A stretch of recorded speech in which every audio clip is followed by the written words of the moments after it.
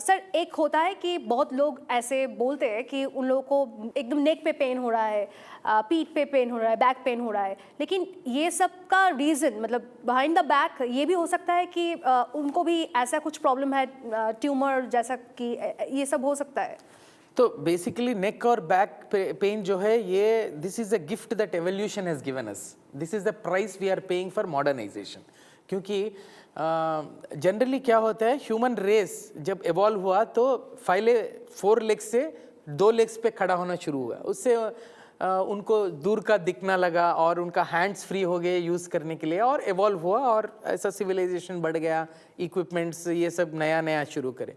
आप देखते हैं तो 4 लेग्ड एनिमल्स में ग्रेविटेशन जो है फोर्स वो इक्वली पड़ता है स्पाइन पे, तो किसी भी 4 लेग्ड एनिमल में आपको डिस्क प्रोलैप्स या स्पाइन का प्रॉब्लम्स नहीं दिखेंगे।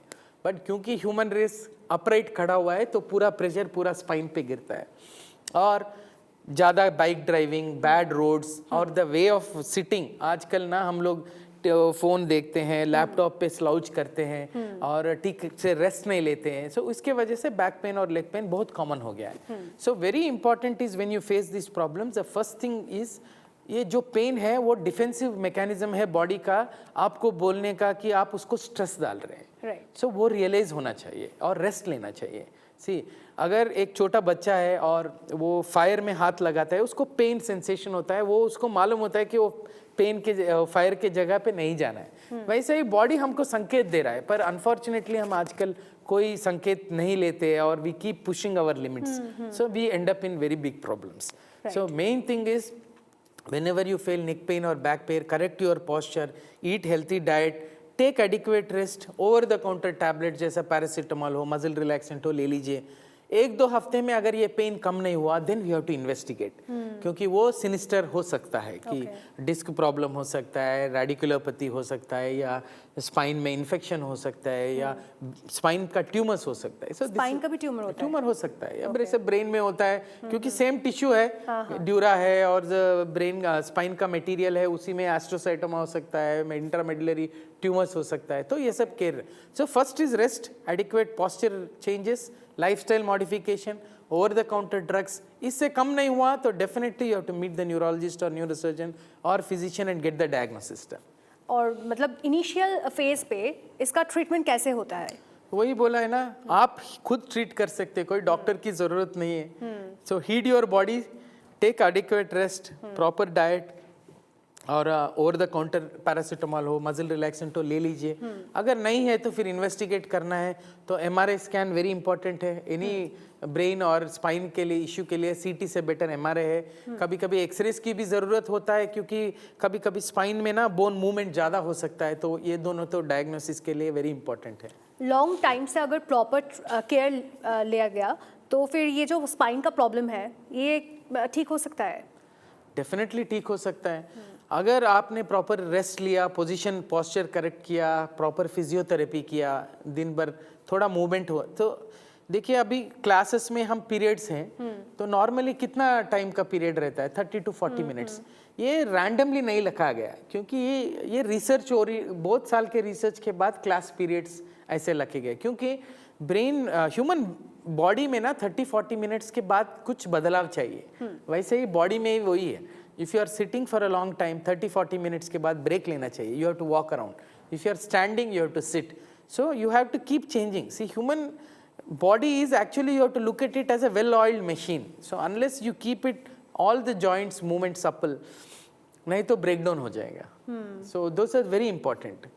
सर, सुसाइड डिजीज करके कुछ है, कुछ टर्म मैंने सुना है, उसके बारे में अगर पता हो। ये सुसाइड डिजीज है, ये एक फेशियल पेन सिंड्रोम है, इसको ट्राइजेमिनल न्यूरैल्जिया बोलते हैं।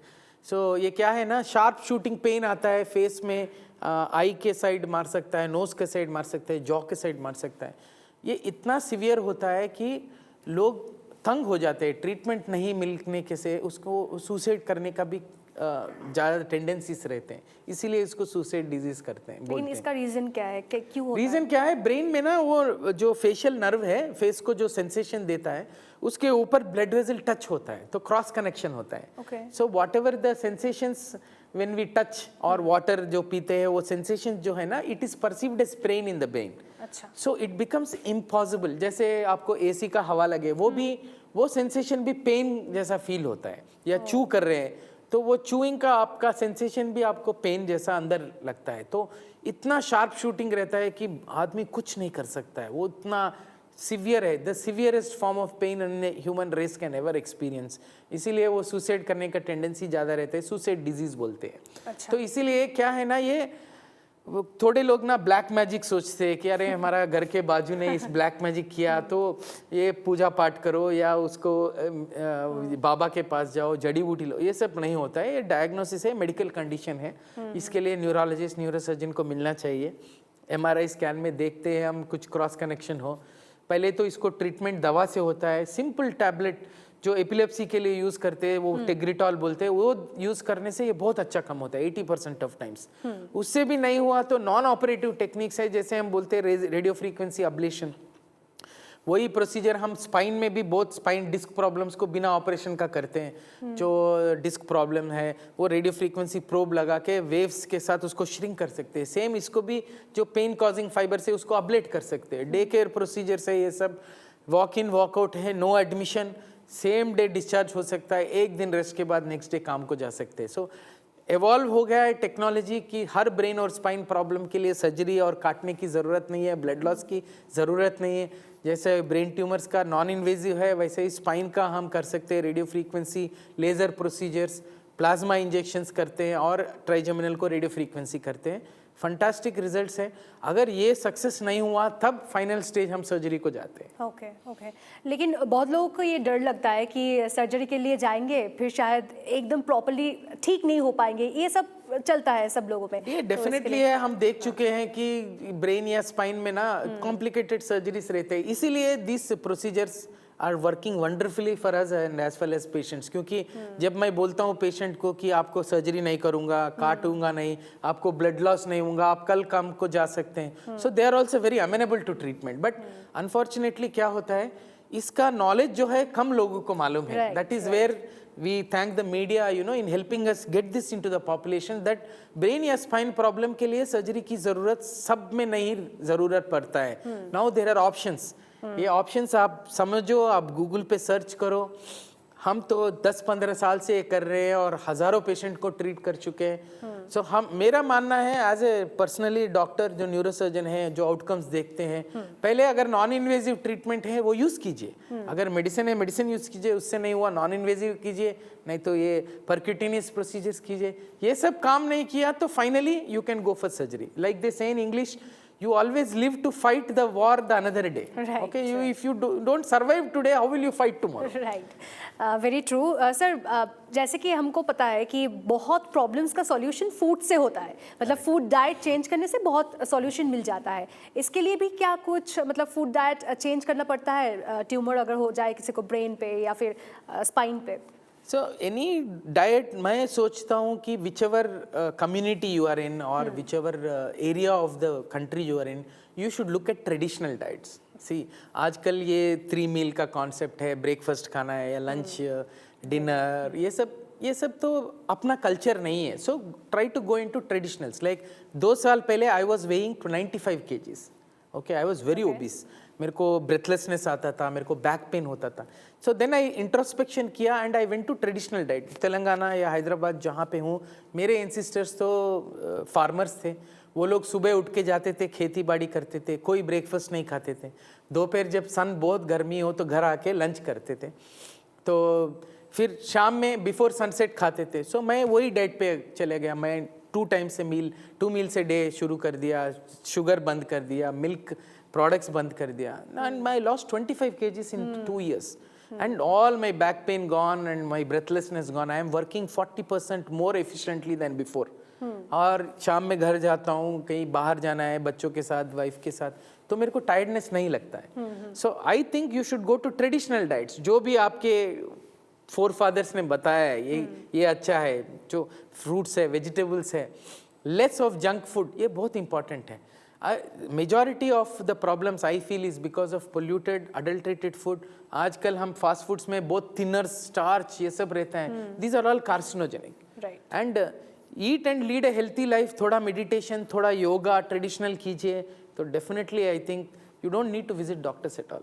हमारा तो हाफ वर्क तो हो जाएगा। ऐसा भी दिखने को मिलता है कि कोई कोई जैसे कि हेडेक हो, 2-3 दिन बाद हेडेक हो रहा है, वो लोग जैसे कि हाथ के सामने जो भी मेडिसिन मिलता है हेडेक कम करने के लिए, पेन रिलीफ के लिए, वो खा लेते हैं। ये क्या सही है?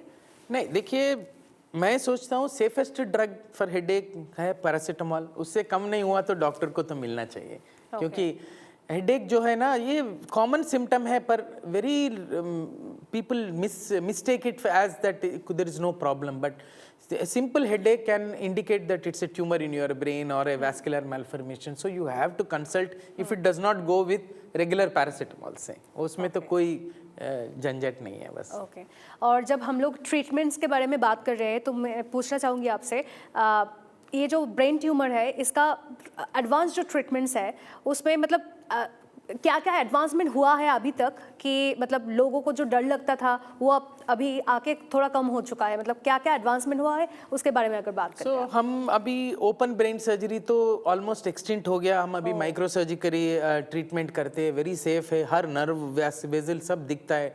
फिर स्टीरियोटैक्टिक सर्जरीज करते हैं, छोटा होल बना के जाते हैं, एंडोस्कोपी यूज़ करते हैं, जैसे पिट्यूटरी ट्यूमर्स में विदाउट ओपनिंग द स्कल हम नोज के वजह से जाके निकालते हैं। फिर अभी रेडियो सर्जरी हो गया, वहाँ पे जो सर्जरी ही नहीं है एक्चुअली, वो तो डे केयर प्रोसीजर हो गया। हाँ, और उसमें भी अभी एमआर यूज़ करते हैं हम, एमआर लाइनैक जो यूज़ करते हैं, जहाँ पे डायग्नोसिस का जो एमआर है वो ही मशीन में रहता है। So overall very very safe and effective हो गया है, आउटकम्स अच्छे हैं, इसीलिए तो डरने की बात नहीं है ब्रेन या स्पाइन सर्जरी के बारे में। Just go to the right people, right doctor, where you have all facilities available and you will get good results. Right. Thank you so much for discussing everything. সমস্তটা নিয়ে আমরা আলোচনা করছিলাম। আপাতত এই অনুষ্ঠান এখানেই শেষ করছি। অন্যান্য খবরের আপডেটের জন্য আপনাদের নজর থাকুক TV9 বাংলায়।